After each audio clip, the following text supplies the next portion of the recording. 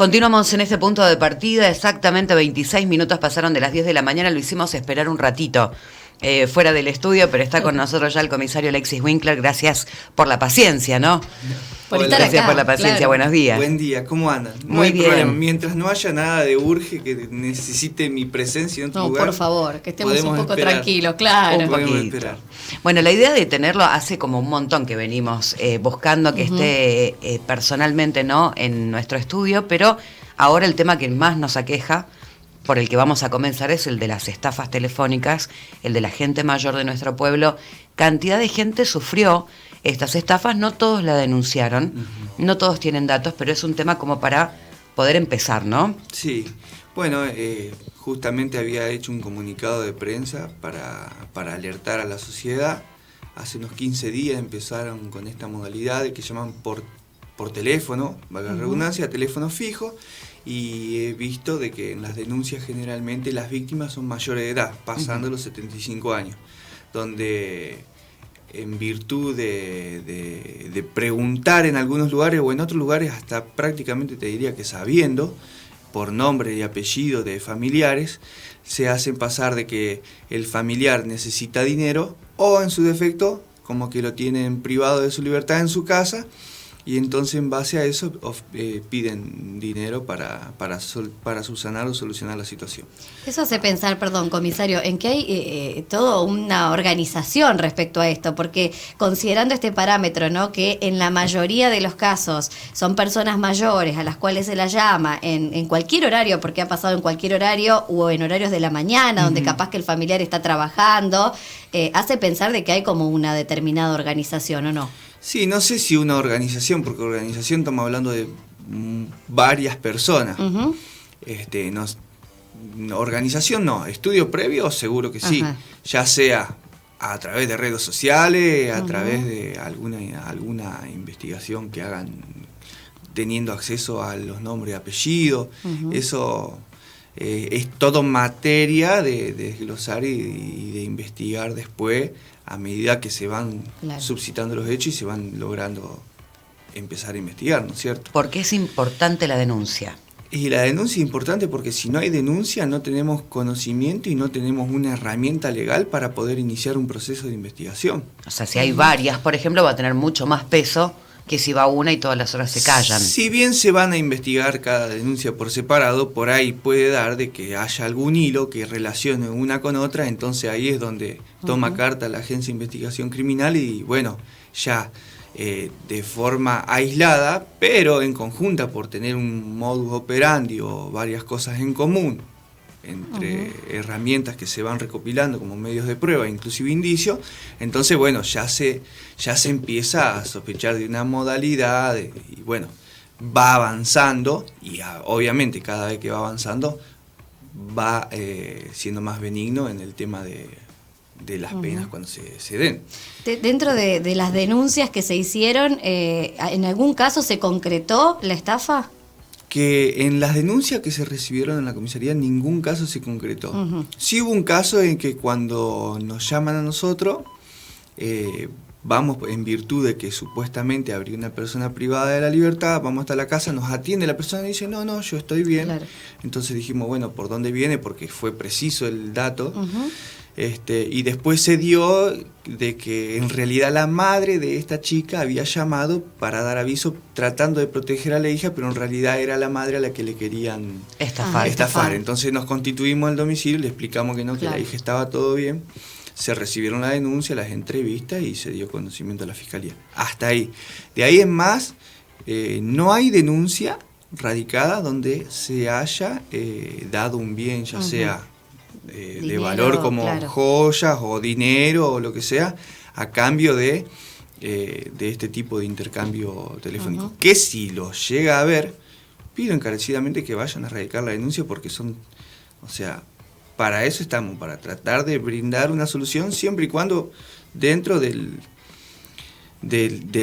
las normas legales del proceso, porque no es lo mismo decir, me enteré que fulano de tal fue, entonces estamos en el boca y boca, y después por ahí surge de que por vergüenza o por despecho o por bronca, Cuando uno va, me enteré de que fuiste víctima de un hecho ilícito, vení, te tomo la denuncia. No, ¿para qué? Ujú. Y después las respuestas aleatorias del por qué no. Pero la idea es esa. Que Si vayan y que tienen radiquen la denuncia. algún identificador de llamada, también está bueno saber el número. Por supuesto, esas son todas herramientas que después se van sumando en el proceso de investigación. En el ¿cierto? colectivo popular, diríamos así, dicen que es desde las cárceles que suceden estas cosas. Generalmente hay un preaviso. Cuando son llamadas telefónicas por parte de las cárceles, generalmente escuchás una voz femenina que dice "is this number", o sea, este número pertenece a un medio a un centro penal de reclusión o algo de eso. Pero te lo dice en otro idioma. Pero cuando generalmente vos agarrás y atendés el teléfono y te empieza a hablar una femenina en inglés, cortito, y después como que te transfiere la llamada, es porque te está dando aviso de que en la mayoría de los casos, inclusive a mí me han llamado al teléfono, y obviamente que Claro. ni atiendo, Claro. te aparece ese mensaje. Si llaman de un celular igual, porque los presos tienen celulares, comisario. Te sabes. Yo te puedo decir que no lo sé. Ajá. ¿Por qué? Porque primero que no es mi ámbito de trabajo. Sí. O sea, estamos hablando de un espacio donde se trabaja la reclusión y en un espacio donde se trabaja la prevención. Entonces, el contacto mío es directo de la gente, con la víctima, Sí. con el vecino, con la proximidad y con el delincuente en primera instancia. Ahora, si vos me decís cómo es el sistema carcelario, el sistema penal o cómo es una cárcel, yo te digo la verdad, en 20 años jamás entré a una.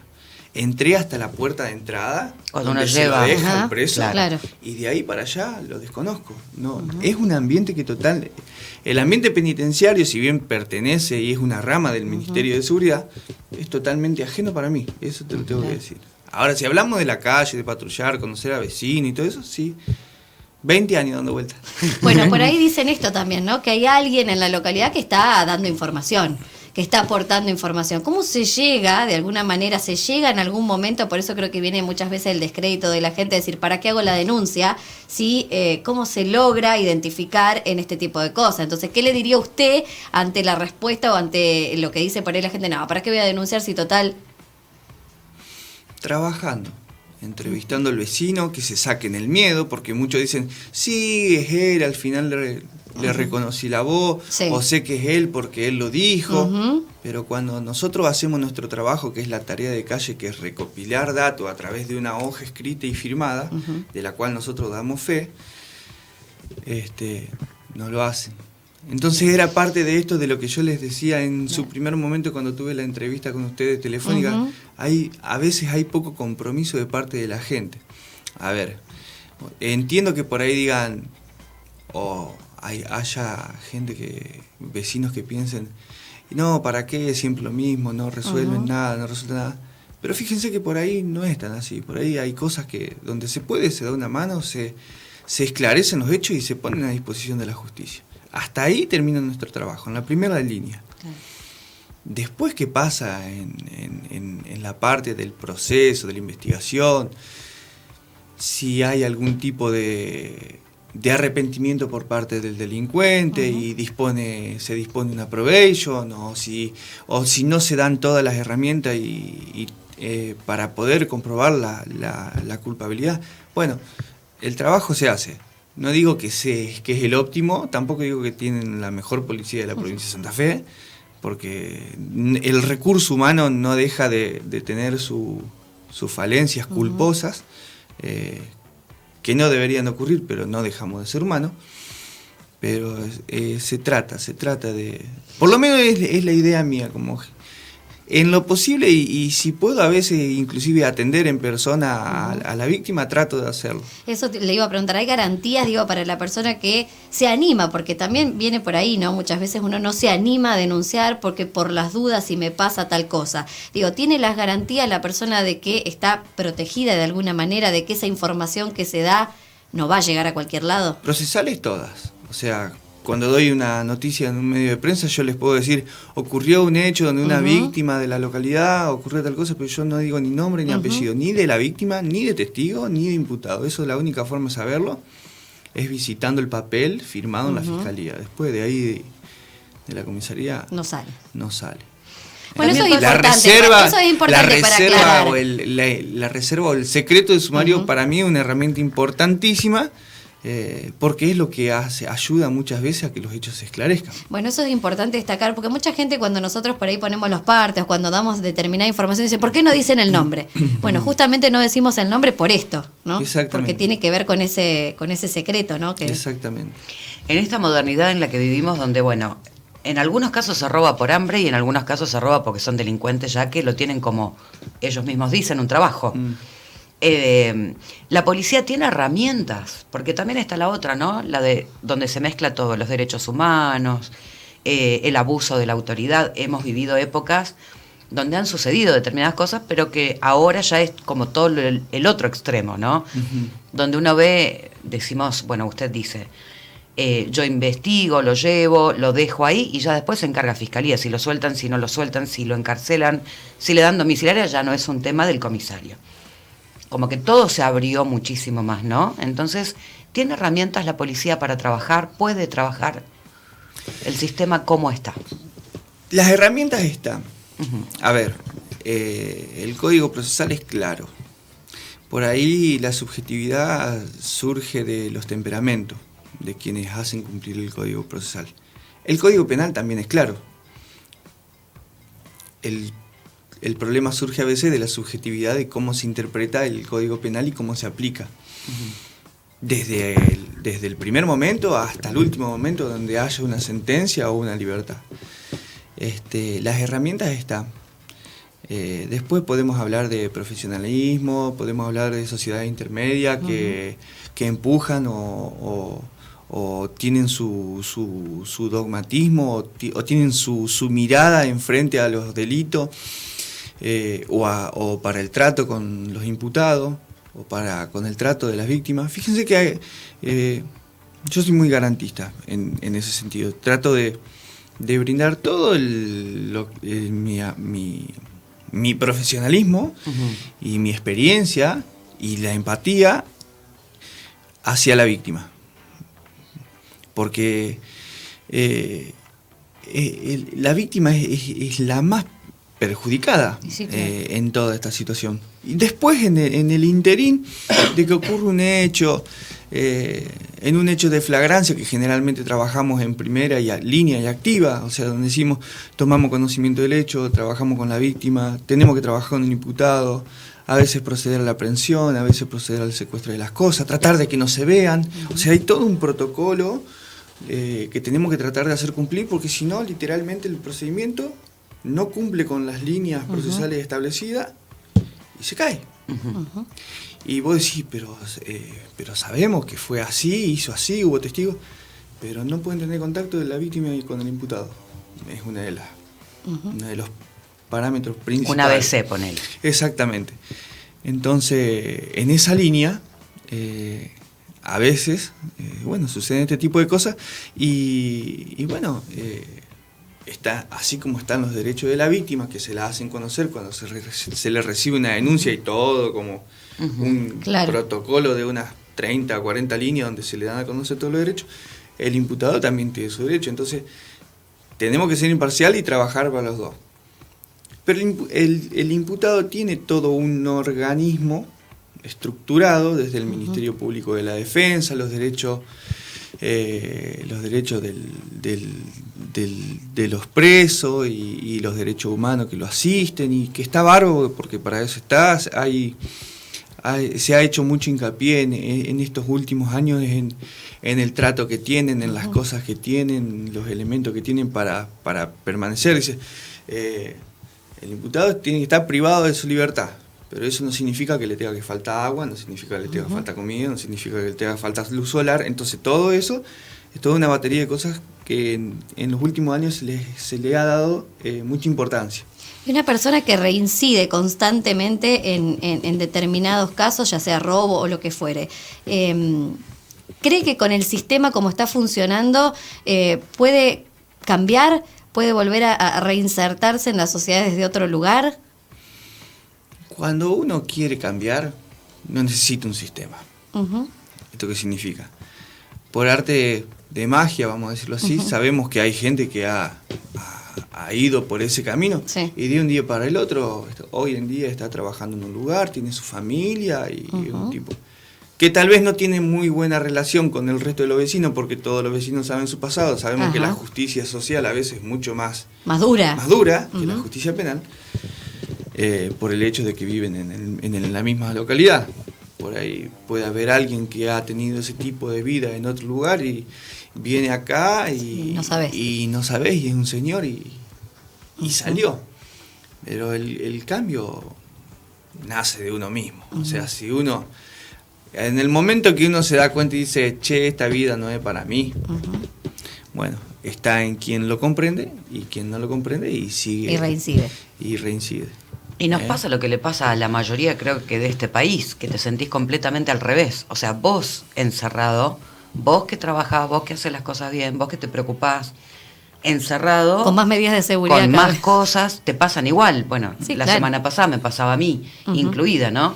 Y digo, y eso genera, yo creo, que toda esta verborragia que tenemos todos, que estamos todos enojados, que no sabemos, que todo el tiempo damos ejemplo, anda a trabajar, hacete un paquete de fideos, no sé, buscá la manera de conseguir tu dinero. Sí, las herramientas para eso están en los primeros años de vida para mí.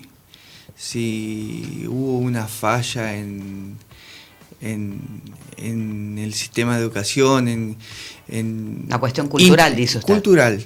Cultural, tanto familiar como educativa, como del Estado. O sea, en un niño intervienen todos. Muchos dicen, echa la culpa. No, porque el padre tal cosa. No, porque se junta con tal pibe. Uh-huh. No, porque los profesores de la escuela tal cosa. No, porque... Entonces, creo que como que se trata de tirarle la culpa al otro y no se uh-huh, asume la culpa. La verdad que como madre le podría haber dicho... No tomes a los 14 años, uh-huh, o no andes hasta las 3 de la mañana, uh-huh, hasta que no tenga los 18. La policía tiene 17 años, ¿qué hace en la calle? Tiene 16 años, ¿qué hace en la calle?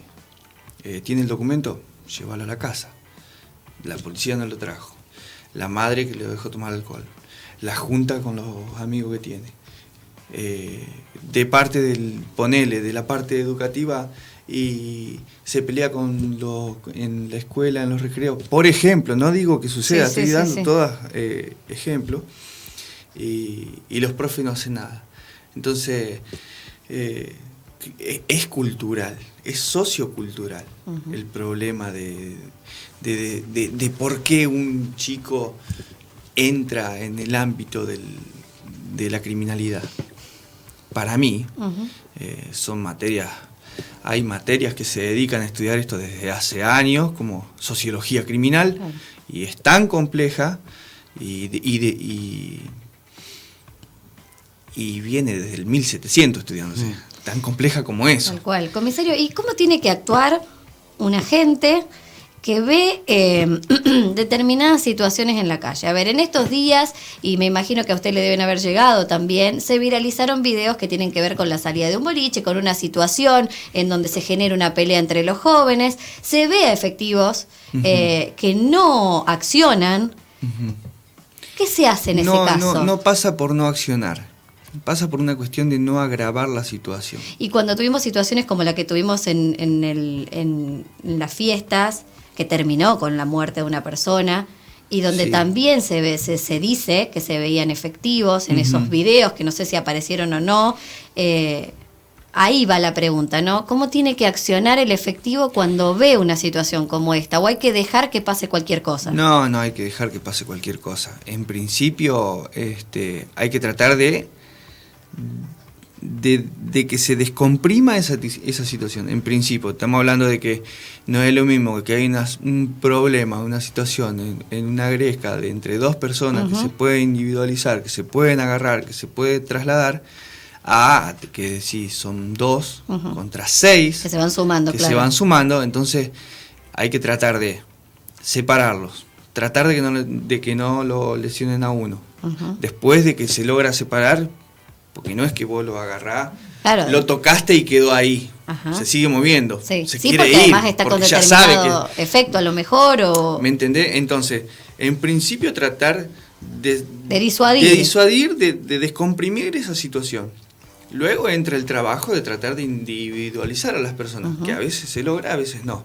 Y después tiene mucho que ver también en el procedimiento, porque tener muchas personas en la comisaría a las que ni siquiera se les puede recibir declaración porque no están en su estado psicofísico normal, entonces genera toda una situación en la que se complica, esa es la verdad, claro, se complica. Ahora, en primera línea, que la acción cese. En segunda línea, tratar de individualizar quién es víctima y quién es imputado, porque si es por el video que vos me decís que viste, que circuló en estos días, es, es todo contra todo. Exacto. Entonces, ¿cómo se frena eso? Complicado. Digo, ¿cómo hace el efectivo para frenar esa situación? Más cuando y en donde se arma un servicio de policía adicional donde son dos. O sea, exacto, el servicio de policía adicional está preparado como el de una cancha, como el de cualquier servicio de concurrencia masiva. ¿Para qué? Para que si se suscite un problema dentro del boliche, el personal de privada lo saca. Exacto. En eso que lo saca, tienen la obligación de sacar, porque el problema adentro nosotros no vimos, no sabemos cómo arrancó ni nada, de la mejor manera, para que nosotros de la mejor manera le podamos decir, claro, se terminó la noche, ya está, no la complique más, anda a dormir. Ahora, si a la apertura y a la salida del boliche se abren puertas y salen, y estamos hablando de que te salen 400 personas para arrancar, y de esas 400 que vos tenés que ver que el papá que la viene a buscar a la chica, que los 2 pibes que se van, que tienen que llegar hasta el auto, no es que te encontrás con una situación tranquila o poco complicada, por decirlo así. Todo lo contrario, estás en el momento en el que más complicada puede llegar a ser la situación. Y tiene que haber un equilibrio, digo, porque es el accionar por parte de la policía, pero también no abusar de ese poder. Exactamente.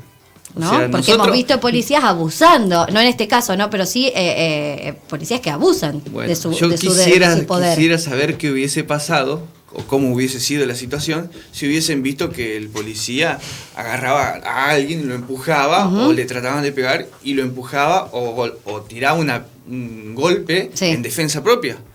No, porque lo he visto. Más de un vecino, no, que los policías, opresores, siempre lo mismo, golpeando y eso. Entonces, cuando hacemos mal. Y cuando no hacemos, también no hacemos mal. Y ahí se va esto del profesionalismo, de estar capacitado, de estar a la altura de las circunstancias en esa situación. ¿Están capacitados nuestros efectivos policiales para estar al frente? ¿Falta capacitación? Si vos me preguntás si está a la altura de la circunstancia para hacer la prevención en un pueblo, sí, está preparado. Pues si vos me preguntás si falta capacitación, sí, falta capacitación. Nunca es lo justo. A ver, nunca,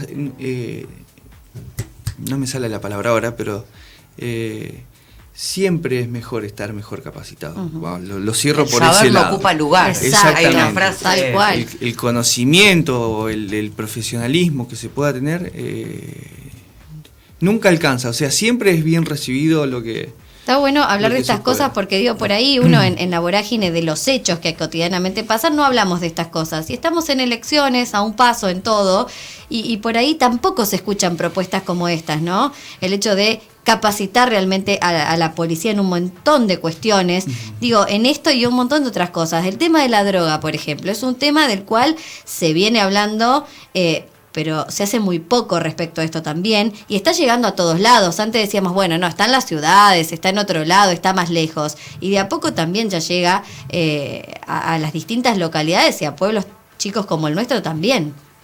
Sí, no está exento Chavás de estar en contacto con el tema de los delitos federales, ¿no es cierto? De la droga concretamente. Hace un par de días una semana hubo allanamientos acá en Arequito y en Los Nogales por este tema. O sea, está acá al lado. Claro. Está acá al lado. Y bueno, en su momento también me preguntaron si había alguna respecto de los delitos de drogas, si se tenía pensado trabajar sobre ello, y la respuesta fue que sí, que si tomo conocimiento lo iba a informar, y sigo con esa ideología. La droga es uno de los mayores precursores de delito, a mi apreciación. Acá en los la 20 gente años del otro lado dice lo mismo. O sea, que la droga te lleva a delinquir. En los 20 años, a ver, es como todo.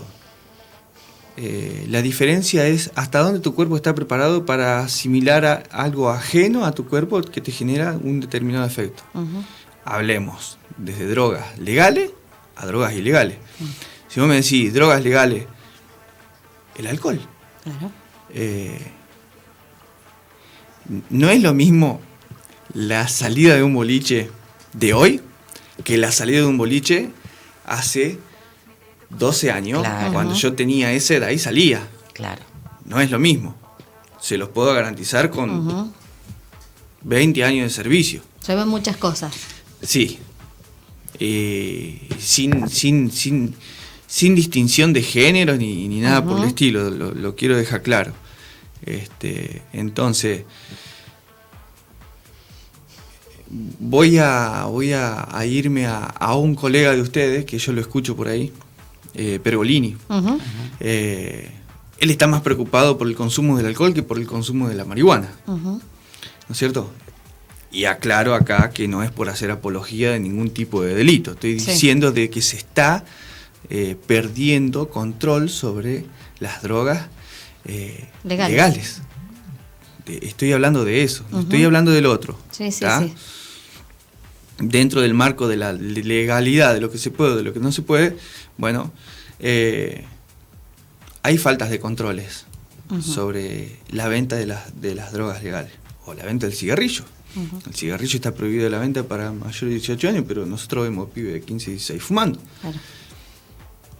Entonces, hay mucho. Hay muchas fallas, digamos. Para trabajar, claro. Hay mucho para... vos me decís, ¿contamos con los recursos logísticos y recursos humanos para acaparar todo? No, la realidad es que no. ¿Se necesitaría, por ejemplo, el apoyo del Estado, hablando de un Estado local en este caso, que pueda de alguna manera acompañar también en esto, considerando que la cantidad de efectivos muchas veces no es la acorde para el pueblo? De móviles, de insumos, yo me acuerdo no hace mucho que Sosa decía que no tenían ni el teléfono fijo. Sí. Porque se les había roto. Eso son cantidad de cosas. Sí, se suman cosas que por ahí, bueno, de a poquito se tratan de solucionar. A veces se puede solucionar de forma inmediata, a veces no. Con el tema del 101 también, cuando vine que estaban con refacciones abajo, claro. No andaban los teléfonos directamente. Y eso entre que uno hace los reclamos a la empresa y protocolos de acá y de allá, bueno, ahora están andando. Está la remodelación también dentro del edificio. Exactamente, pero bueno, viste que hay cosas que por ahí dice, tengo que cortar acá porque resulta que me quedé sin... Ya está. Bueno, no es fácil.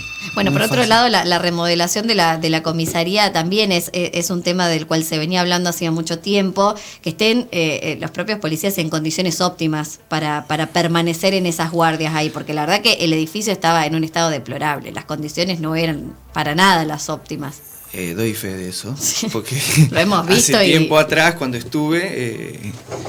ya estaba destruido estaba el edificio. Tampoco óptimo, pero por lo menos buenas condiciones, ¿no es cierto? Condiciones dignas, por Hablamos lo menos. De óptimo, bueno, hay que ver a qué claro. Interpretamos óptimo. Bueno, pero no con un techo que se te cae, claro, no con sí. A ver. Un baño que no funciona. Cuidemos los derechos de los presos, pero no descuidemos los derechos laborales del empleado público. más allá de los derechos de la víctima. ¿Entienden? Todo. Es amplio. Es amplio. Es que una persona que también va a su lugar de trabajo y que su lugar de trabajo está en determinadas condiciones, también hace a la predisposición el trabajo. Por supuesto que sí. No es lo mismo estar en una oficina donde entran dos personas cómodamente, que no tenés un biombo, que se te confunde el diálogo con el tuyo, con el del otro, una pared oscura con mancha de humedad, por ahí. Te llueve y te llueve adentro. Llueve y te cae el agua, la gotera adentro, claro. La higiene es indispensable, la presencia es indispensable. Hay cosas que no es cuestión de echarle la culpa a la parte edilicia, sino al mantenimiento de las cosas. Siempre le planteo este ejemplo cuando entro a una comisaría y hablo con el personal, digo, che, hay telaraña. A ver, si la vecina viene porque le faltó un televisor y dice, no, si estos no se ocupan de sacar la telaraña, que se van a ocupar de regalar. Menos de buscarme el televisor. ¿Entendés? Son pequeñas cositas que uno por ahí, a mí en lo personal me hacen ruido en la cabeza. Claro. Y bueno, por eso por ahí puedo ser bastante jodón adentro de la comisaría, ¿no es cierto? Bien. Pero bueno, es la forma de uno de hacerle frente a las cosas. Llega un mensaje de una persona hablando fue de público conocimiento, se publicó en todos los estados de Facebook, de Instagram, sobre una estafa a un local comercial sobre Ruta 33, acá en nuestra localidad, un local de ropa, al que estafaron, según la denunciante, por 160.000 pesos. Le mostraron como que habían hecho una transferencia y no. Está la imagen de la cámara de seguridad y demás. Dicen, ¿qué quedó este hecho? Se recibió la denuncia, se recibieron las pruebas y se mandaron a la fiscalía. Ahora se encarga fiscalía. Exactamente. Está en la fiscalía para la prosecución. Para poder aclarar esto que nos cuesta un montón procesar nosotros como ciudadanos. Uno hace la denuncia, la comisaría trabaja con sus efectivos, con su comisario, investigando y demás, pero después pasa a fiscalía y ya no pueden hacer más nada desde la comisaría, ni siquiera darle información. ¿Cómo ni siquiera darle información? La información que sale de fiscalía tiene que salir de fiscalía, no le podemos preguntar, por ejemplo, al comisario en qué estado quedó tal cosa, porque no lo autorizan a decir. Y no, porque nosotros no sabemos cómo sigue la prosecución de ese... Desde la Fiscalía de Casilda, la creación de la Fiscalía de Casilda, como que se concentró todo ahí y se perdió un poco para nosotros el acceso a la información, un poco el nexo con la gente. El tema fue el cambio del sistema inquisitivo que se llevaba antes al sistema acusatorio que se lleva ahora hace varios años. Sí. Porque antes el rol del fiscal prácticamente, siempre con control del juez, o instrucción del juez, el rol lo cumplía el comisario. Claro. Por eso estamos acostumbrados a recibir este tipo de reclamos también. Claro. Porque vengo de esa escuela donde formé parte de eso. Se le restaron funciones, claro, se le quitó se le quitó cierta potestad. Que en parte está bien, porque supuestamente fue porque se debía hacer el cambio. Después estábamos hablando de que había, en principio, aparentemente muchos abusos por parte de las fuerzas también. Entonces, que estaría bien también, digo, sí, y no es meterme, pero de alguna manera son pocos los fiscales que hay. Entonces el fiscal tiene que terminar tratando desde un robo de una bicicleta hasta hechos mucho más complejos. Entonces por ahí es donde esas situaciones se pierden, se dilatan y hace que muchas veces no llegue la información al vecino de lo que pasa, o no se puede investigar de la misma manera todos los casos. También tengo la misma respuesta respecto del sistema penitenciario para darte. No sabe. No te puedo decir ni sí, ni no, ni no sé, por el hecho de que no estoy dentro del ámbito. Si bien tengo comunicación directa, te puedo decir, a ver, año 2007, estaba trabajando en Santo Tomé. Teníamos, que hasta el día de hoy creo que los juzgados siguen siendo el mismo número, estábamos hablando de 8 juzgados de instrucciones que intervienen en los delitos de instrucción con penas mayores de 3 a 6 años, ¿no es cierto? 8. Correccionales, menor de 3 años, 6. ¿No? 2 juzgados de menores, 2 juzgados contravencionales. O sea, fíjate con cuántos juzgados trabajaba al mismo tiempo. Claro. Y en ese interín tenías entre 3 o 4 de turno. Y de ahí en más, cada juzgado, cada juez, cada secretario, cada prosecretario, tiene su temperamento, ¿no es cierto? Y en base a eso se trabaja. Pero, a ver, la libertad de acción era distinta. Estoy de acuerdo con que los fiscales, para mí, a mi propia apreciación, después ellos verán si es así, si no es así, son pocos, para mí. Lo que le quita celeridad a Lo que por ahí le puede llegar a quitar celeridad o no. Se aplican herramientas, se han aplicado herramientas, por sobre todo en la otra zona, en la zona donde está de Melincue para el sur. Sí. Hay una oficina que prácticamente son intercomunicadores, que está bueno si se sabe usar, ¿no es cierto? Donde el fiscal está ocupado, está con una audiencia, un delito importante o lo que sea, entonces cuando uno llama por una consulta, interviene la línea esta de comunicaciones telefónicas, entonces vos no tenés una comunicación directa con el fiscal, pero sí tenés una comunicación donde esta oficina se ocupa de transmitirle al fiscal la novedad, y mientras tanto hay otro ahí que te está diciendo, listo, ya tomamos conocimiento, ya sabés lo que tenés que hacer, activa tal protocolo. Entonces, bueno, hay distintos tipos de herramientas que algunas fiscalías lo aplican, otras no, y solamente ellos sabrán por qué, sí, por qué no. Sí, lo que la gente puntualmente con este mensaje querían decir, hay fotos, hay testigos, ya saben quiénes son, anda y detenelo, sería lo lógico que uno pensaría. Lo lógico en el sistema inquisitivo, sí. Claro. En el sistema actual, acusatorio, no. Estaría abusando de mis funciones, ¿tá?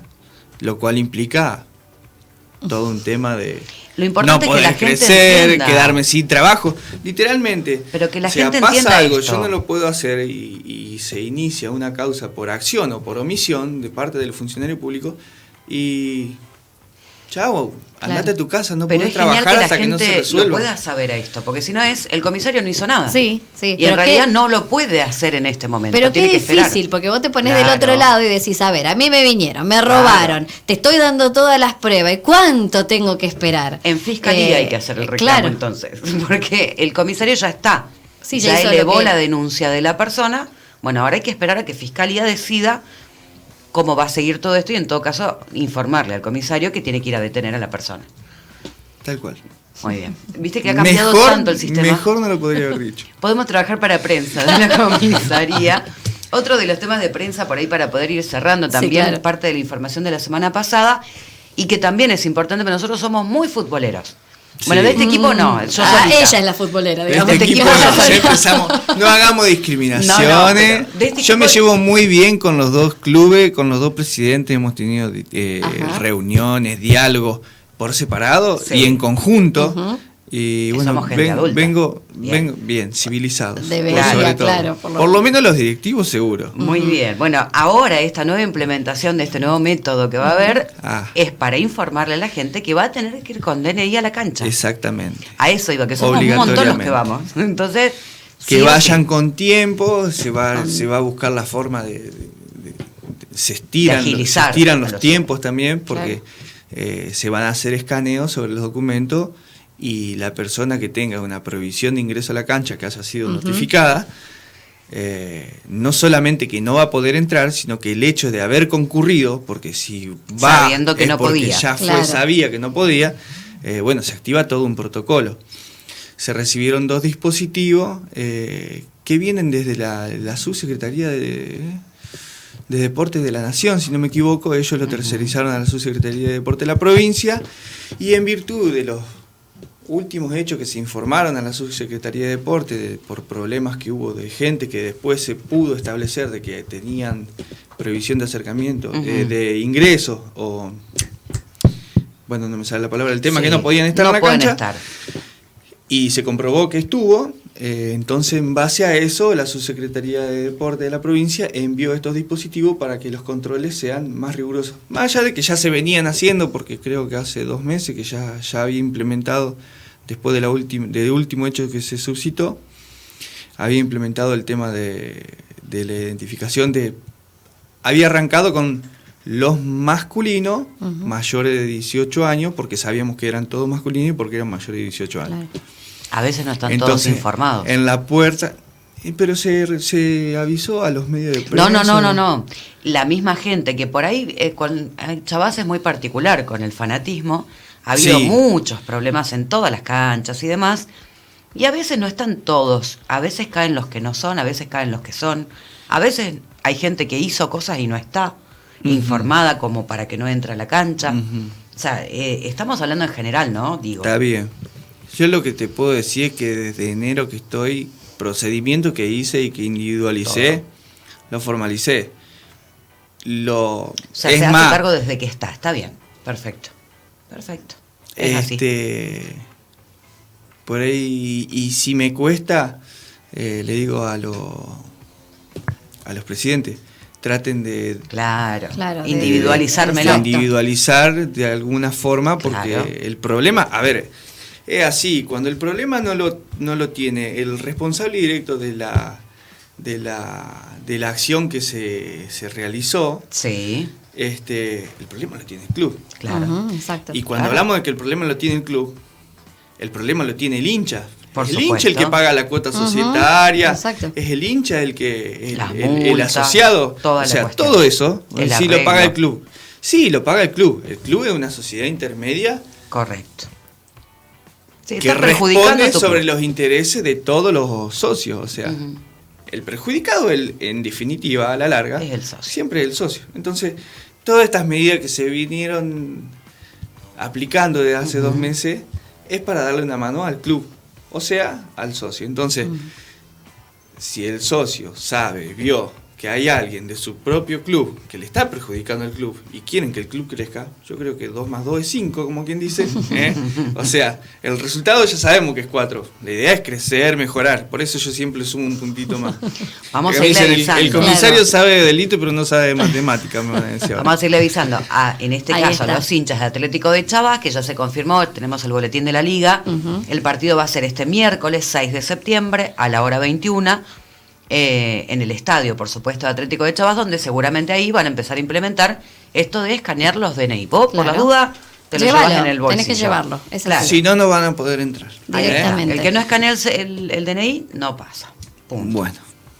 Bueno, elecciones. ¿Hay algún...? Estoy esperando por ahí. Para cerrar el tema de las elecciones, ¿no? Que se vienen dentro ya de poquito. Si hay un operativo diseñado para esto, ojalá no pase nada y se dé con total normalidad.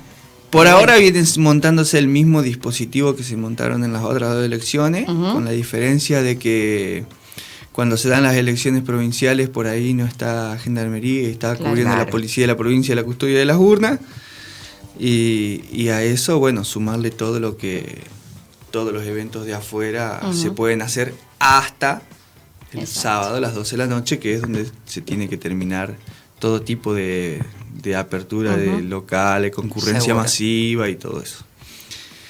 Para hasta las 9 de la noche del domingo.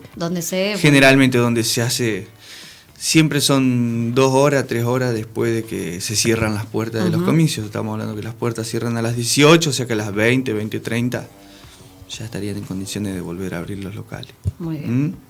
No le vamos a preguntar más nada. ¿Seguro? Vamos, ya está. No va a querer venir más. No, pero fue una charla más amena esta vez. Sí, era para profundizar en otras cosas. Un poquito. Está bien. En la prevención, sobre todo, de eso. A ver si podemos lograr con prevención cambiar un poquito, ¿no? La situación en la que estamos todos. Tal cual. Gracias por venir. No, por favor. Gracias. Un gusto. ¿Seguimos? Vamos. A ver.